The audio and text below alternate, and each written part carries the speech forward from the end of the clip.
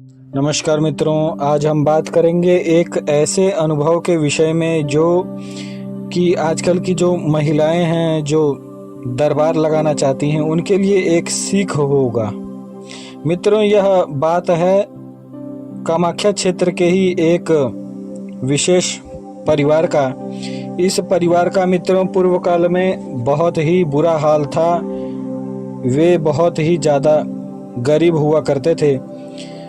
तब क्या हुआ कि उन्हीं के परिवार की जो बुजुर्ग महिला थी, जिनकी उम्र करीब 50 या फिर 55 होगा, उन्होंने दरबार लगाने के विषय में सोचा, क्योंकि उनके कुल में इस प्रकार की शक्तियां चली आ रही थीं कि उन्हें हर प्रकार से लोगों के विषय में मालूम पड़ जाता था और वे कई बार कई छोटे मोटे लोगों को झाड़ा भी लगा दिया करती थी। लेकिन उन्हें मित्रों दरबार लगाने के विषय में पूर्ण ज्ञान नहीं था। उनके शरीर पर केवल उनके कुल देवता ही आया करते थे। तब क्या हुआ मित्रों कि उन्होंने केवल इसी शक्ति के साथ बिना कुछ जाने कि किस प्रकार से तंत्र के द्वारा की हुई क्रिया को किस प्रकार से हटाना चाहिए या क्या पूरा एक प्रोसेस होता है, यह पूरी जानकारी उन्हें नहीं थी। और उनके जो गुरु थे, जिन्होंने उन्हें वह सिद्धि और सवारी दी थी, उनका भी निधन हो चुका था। एक प्रकार से आप कह सकते हैं कि उन्हें पूर्ण ज्ञान नहीं था उस विषय में। लेकिन फिर भी उन्होंने धन के लालच में दरबार लगा लिया। अब क्या हुआ मित्रों कि जो उनके ऊपर देवता थे वह तो कार्य करते थे पूर्ण शक्ति के साथ, और करीबन 10 से 15 साल तक उन्होंने उस शक्ति के द्वारा जन कल्याण किया, लोगों की सेवा की। लेकिन क्या हुआ कि जब भी आप इस प्रकार की शक्ति से कार्य लेते हैं और उस शक्ति की आप ढंग से सेवा नहीं करते या उस शक्ति के पुण्य में वृद्धि हो इस प्रकार का कार्य नहीं करते, या आप स्वयं के तपोबल को अर्जित नहीं करते, तो क्या होता है उस सिद्धि की भी शक्तियां हैं जो वह क्षीण होने लगती हैं। तो मित्रों क्या हुआ कि जब उनकी उस सिद्धि की जो शक्ति थी वह क्षीण हो चुकी थी, इसके पश्चात उनके दरबार में एक ऐसी महिला आई जो कि तांत्रिक थी, और वह कहीं ना कहीं कई सालों से उनकी सिद्धि को बांधने का प्रयास कर रही थी। और जब उसने अपने दिव्य दृष्टि के द्वारा देखा कि इनकी जो सिद्धि है वह अब इस समय कमजोर हो चुकी है, और कहीं ना कहीं वह उस व्यक्ति की जो कि महिला थी जो दरबार लगा रही थी, उनके ग्रह दशा का भी इंतजार कर रही थी। तो जब उनके ग्रह पलटे और उनका बुरा समय आरंभ हुआ, तब उस तांत्रिक महिला ने मित्रों उनके ऊपर आघात किया और उनकी जितनी भी सिद्धि शक्ति थी दरबार की वह सभी बंधित कर दी। और इसके बाद उन्होंने स्वयं की भी कुछ नकारात्मक तामसिक विद्याएं उनके घर में छोड़ दी। इससे क्या हुआ कि उन्हें जब उनके ऊपर तंत्र का आघात हुआ तो उनकी शक्ति जो थी क्षीण हो जाने के कारण उन्हें अनुभव नहीं हुए इस विषय में, और वह शक्ति उनकी जो सात्विक शक्ति थी उसके स्थान पर बैठकर स्वयं दरबार लगाने लगी, यानी कि उनके शरीर पर खेलने लगी।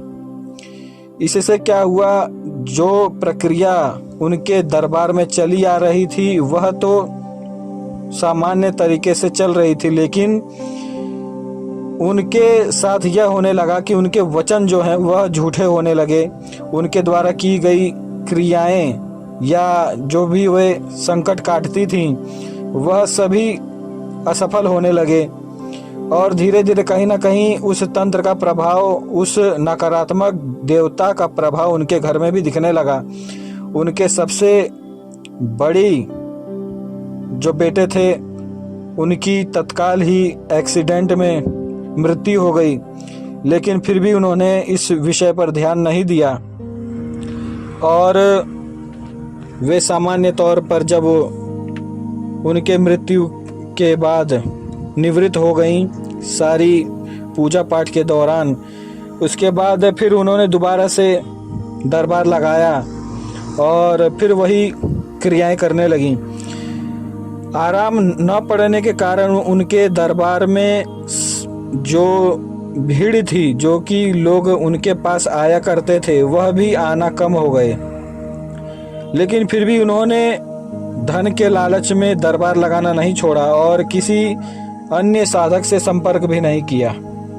इससे क्या हुआ मित्रों, उनकी 3 पुत्रियां थीं। तीनों पुत्रियों का बारी बारी जो है तलाक हो चुका था।